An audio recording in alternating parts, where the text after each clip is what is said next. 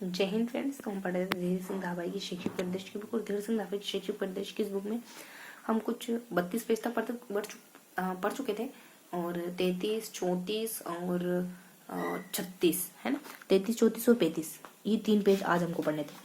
इसमें से 2 पेज तो अपन पढ़ चुके हैं, बाकी बन जाते हैं अपने 1 पेज और। तो देखते हैं फटाफट से क्या पढ़ना है हमको। तो हमको पढ़ना है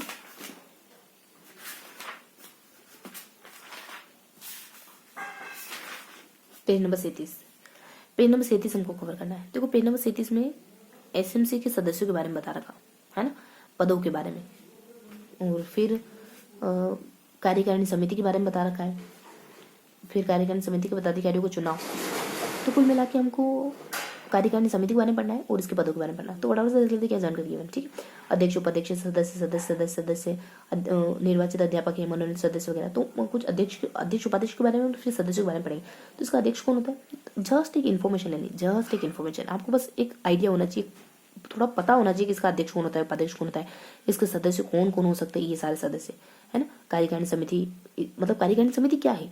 और एसएमसी के लिए जो सारे काम धाम देखती है ना, उसको कार्यकारिणी समिति कहते हैं। तो उसके बारे में जानना है, उसके सदस्य कौन होते हैं उसके बारे में जानना है। इसका अध्यक्ष कौन होता है? माता पिता होते हैं है ना। उसके माता पिता संरक्षक सदस्यों में से कार्यकारिणी समिति तो निर्वाचित 11 सदस्यों में से कार्यकारिणी समिति के सदस्यों द्वारा निर्वाचित होता है।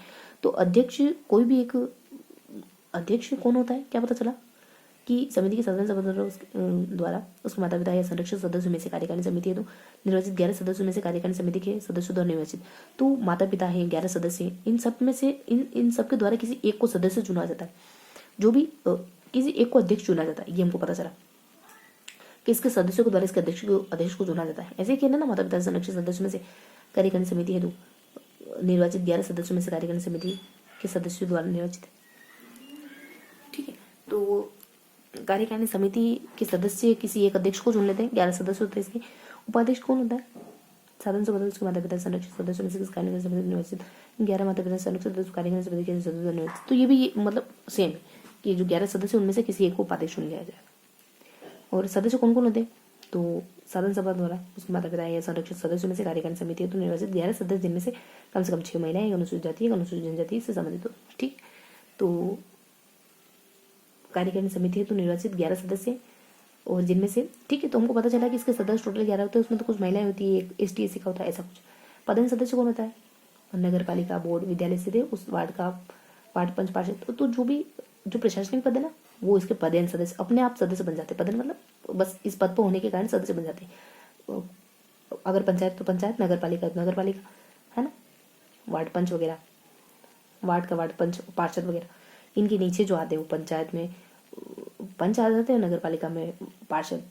तो ठीक है, ये इसके पदेन सदस्य। सचिव कौन हो जाता है? बस अध्यापक होने, प्रधान अध्यापक होने की वजह से ये इसका सीधा सचिव मतलब सीधे ये सचिव बन जाता है इस समिति का।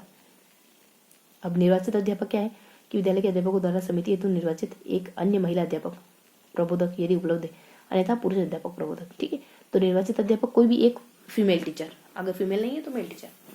ठीक है, तो ये सब। इसके अलावा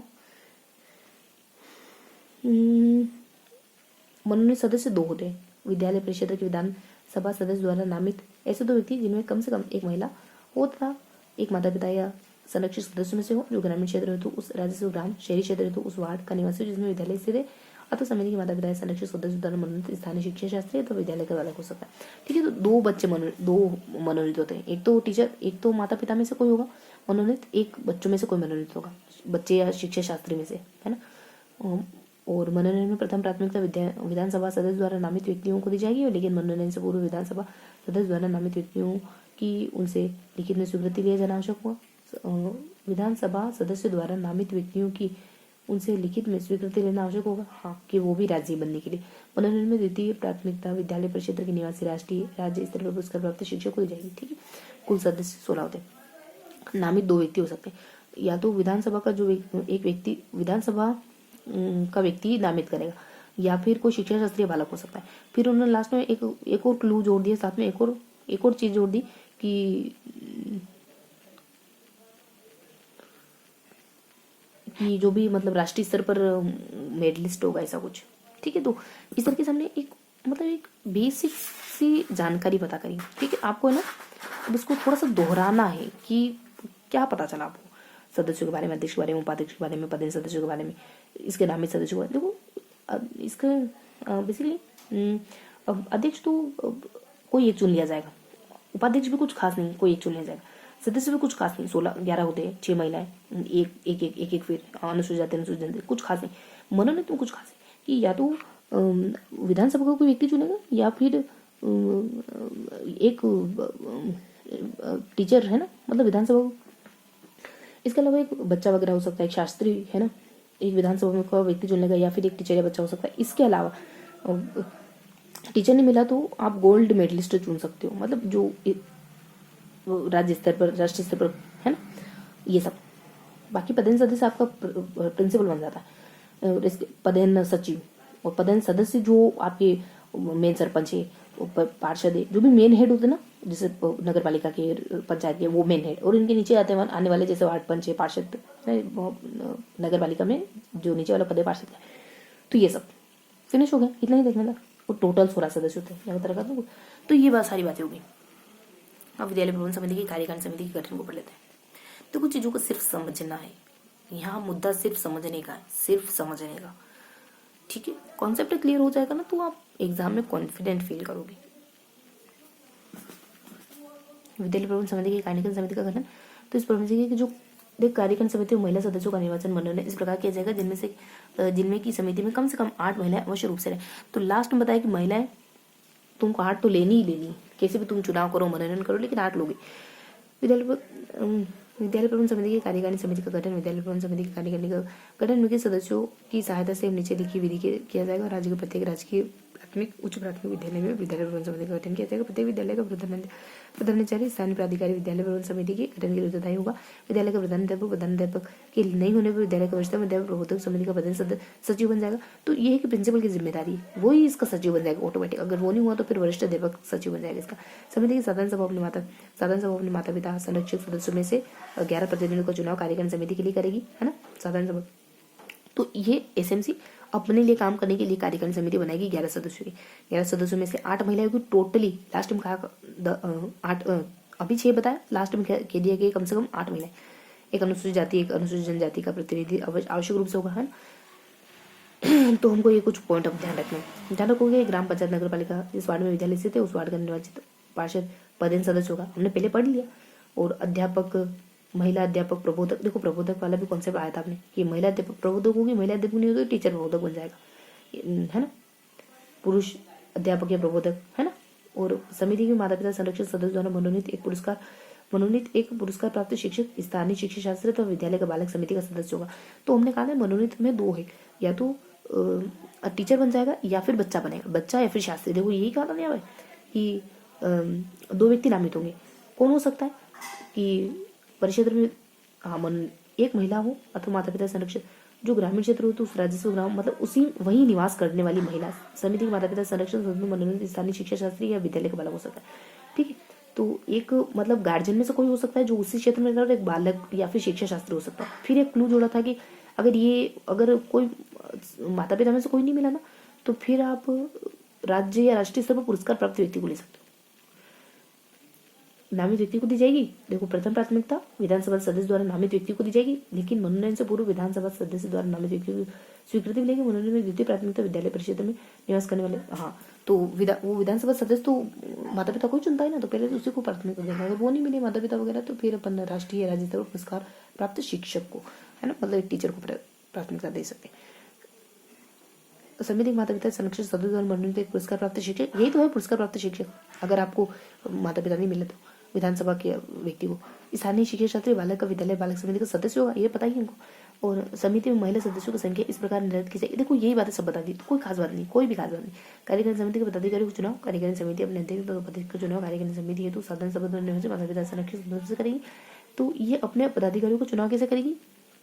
साधारण सभा के सदस्यों में से, साधारण सभा द्वारा निर्वाचित माता पिता या संरक्षक सदस्य में से करेगी। ये कॉन्सेप्ट ध्यान रखना, मतलब ये बात ध्यान रखना। कार्यकारिणी समिति कि पदाधिकारी कौन होते? साधारण सभा के सदस्य, है ना। अभी क्लियर नहीं हो तो बस ये टर्म ध्यान रखो कि साधारण सभा के सदस्य ये निर्वाचित अध्यक्ष उपाध्यक्ष समिति की साधारण सभा के ही अध्यक्ष उपाध्यक्ष होंगे, यह निर्वाचित अध्यक्ष उपाध्यक्ष समिति की साधारण सभा के भी अध्यक्ष उपाध्यक्ष होंगे। ठीक, विद्यालय के प्रधानाध्यापक न होने पर विद्यालय के जो वरिष्ठ अध्यापक है वो सब।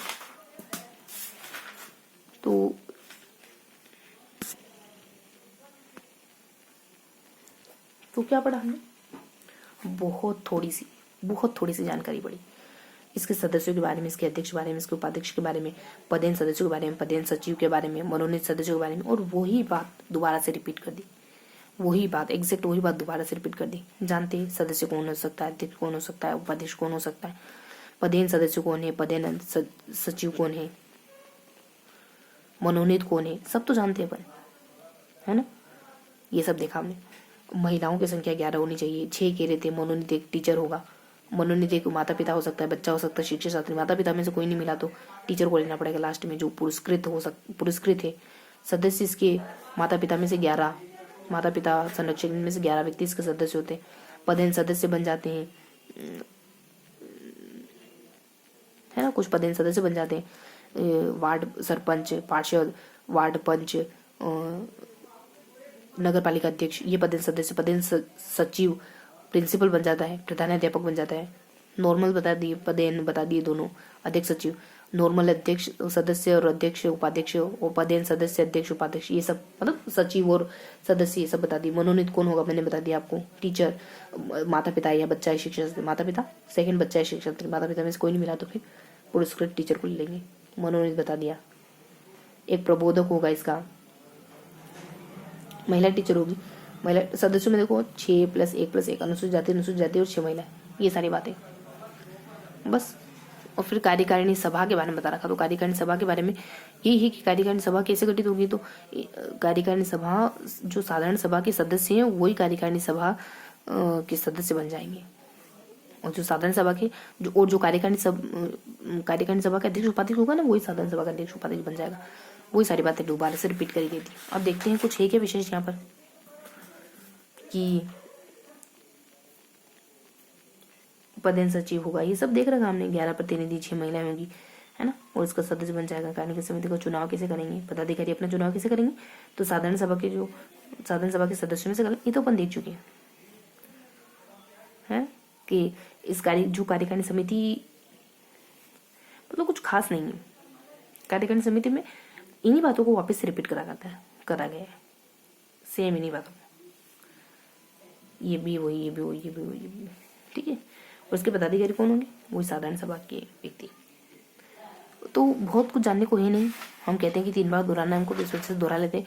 इसके अध्यक्ष उपाध्यक्ष सदस्य, पदेन सचिव सदस्य, मनोनीत, ये सब।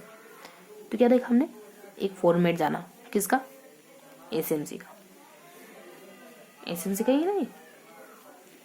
तो इस तरीके से हमने एसएमसी के सदस्यों के बारे में, इसके अध्यक्ष उपाध्यक्ष के बारे में, सचिव के बारे में, पदेन सचिव, पदेन सदस्य, मनोनीत व्यक्ति, इसके पदाधिकारी कौन होंगे, तो साधारण सभा के सदस्य इसके सदस्य बन जाएंगे, और इसके अध्यक्ष उपाध्यक्ष कौन होंगे, जो साधारण सभा के अध्यक्ष उपाध्यक्ष कौन होंगे। ये क्यों डिस्कस करें, क्योंकि इनका संबंध इस कार्यकारिणी सभा के अध्यक्ष उपाध्यक्ष से, इस वजह से। तो कार्यकारिणी सभा के जो भी अध्यक्ष उपाध्यक्ष होंगे वो साधारण सभा के अध्यक्ष उपाध्यक्ष बन जाएंगे, यही टर्म था ना कुछ। तो इस तरीके से हमने 3 बार दोहरा लिया, आप थोड़ा सा नोट डाउन करेंगे।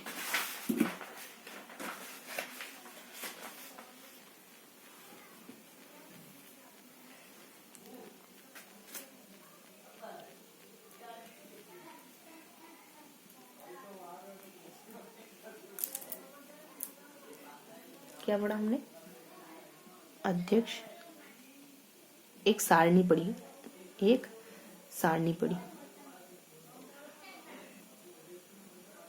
है ना, कुछ इस तरीके से। तो अब थोड़ा सा इसको मेंशन करें, अध्यक्ष है, उपाध्यक्ष है, सदस्य है ना, देन पदेन सचिव, वही सारा है ना। पदेन हेड हो गया, पदेन सदस्य हो गए, ठीक है, मनोनीत हो गए, ये सब। फिर ये क्या पढ़ रहे अपन, साधारण सभा पढ़े शायद तक, एसएमसी की साधारण सभा के बारे में देख रहे शायद तक, मुझे जहाँ तक आइडिया। अध्यक्ष कौन होगा, माता पिता में से कोई, है ना। उपाध्यक्ष कौन होगा, उन्हीं माता पिता 11 सदस्यों से कोई जो निर्वाचित होगा। सदस्य कौन होंगे, 11 सदस्य होंगे इसके टोटल। पदेन सचिव कौन होगा, सचिव की बात कर रही हूँ ना, प्रधानाध्यापक। प्रधान सदस्य कौन होंगे, पदेन सदस्य कौन होंगे?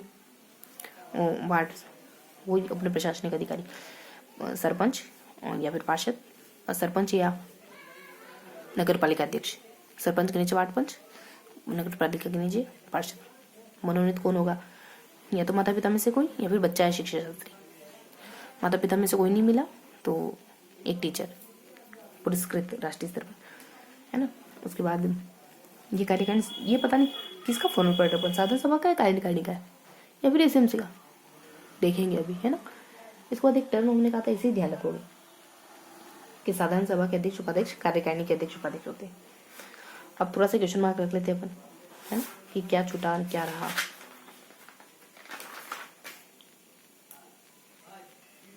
क्या पढ़ रहे अपन? कार्यकारिणी समिति पढ़ रहे हैं। ये कार्यकारिणी समिति तो अब क्या ये यहाँ एक टर्म कहा था हमने कि साधारण सभा के अध्यक्ष उपाध्यक्ष, कार्यकारिणी के अध्यक्ष उपाध्यक्ष होते हैं, ये सही है क्या? अध्यक्ष उपाध्यक्ष समिति की साधारण सभा के भी अध्यक्ष, इसको थोड़ा दिवस करना है कि इसके अध्यक्ष उपाध्यक्ष साधारण सभा के भी अध्यक्ष उपाध्यक्ष होते हैं। ठीक है, तो ये था आज का सेशन, पेज नंबर 37। मिलते हैं अगले सेशन में।